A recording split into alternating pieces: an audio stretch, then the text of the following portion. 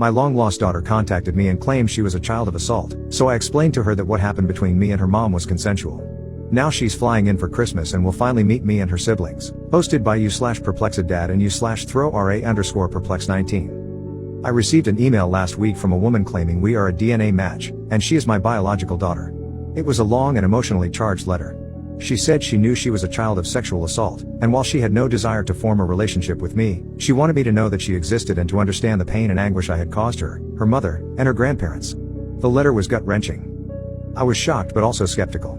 I have been married for 25 years, and I have 3 great kids. I have never assaulted or abused a woman ever. I thought this had to be a prank or scam. I had done home DNA ancestry testing 2 years ago, and it had not shown a child I wasn't aware of. But when I logged into my account, there she was. I did some sleuthing and figured out that her mother was a woman, Terry. I had dated her for about a month during our first semester of college in the mid-1980s. We broke it off mutually and remained friendly. The very last night of the second semester, we hooked up at a dorm party and went to my room and had intimacy. It was a casual hookup, and I remember it as 100% consensual and very passionate. It was also unprotected.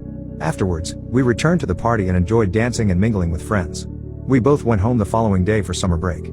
Terry didn't return to college the following year, which I gave very little thought to since we weren't close and hadn't bothered to communicate all summer. One of the reasons Terry and I were incompatible was religion. She was Catholic, and I'm Jewish.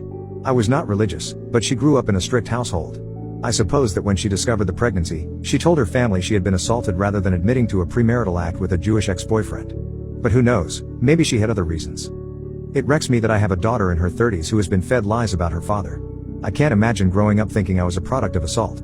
That has to be so hard psychologically. I am in pain for a child who hates me and I didn't even know existed just a few days ago. I have been debating what to do. I have not written back to my daughter. I badly want to tell her the truth in a way that she can believe. My wife, who has been a rock the last few days, keeps telling me to give this some time and thought. My best friend says I should hire a lawyer. I don't know what to do, and it's eating me up. Update 1. I hired a lawyer. He recommended I respond to my daughter's email to deny the allegation unequivocally. I wrote her a short message and described how and when Terry and I met. I was careful not to attack Terry and to offer sympathy. I explained that our intimacy was consensual. A week went by with no response. 2 days ago, my daughter wrote me and said Terry now claims she was assaulted a month after she and I had intimacy, and that her doctors told her that the baby was born premature 8 months later. She's basically saying her doctors misled her. I find that very hard to believe, but if it's true, it is awful. If not, it gives Terry a way out without exposing her big lie, which may be best for everyone. Yesterday, I spoke to my daughter for the first time. She was crying, and so was I, so it wasn't easy to say much. Before we hung up, I told her that I loved her because she's my flesh and blood, and I hoped we could get to know each other and meet my grandchild. She sobbed so much after that and said she'd been waiting her whole life to hear those words. My wife and I told our kids about a week ago. They are teenagers and took it really well. All 3 are interested in meeting their new sister and niece.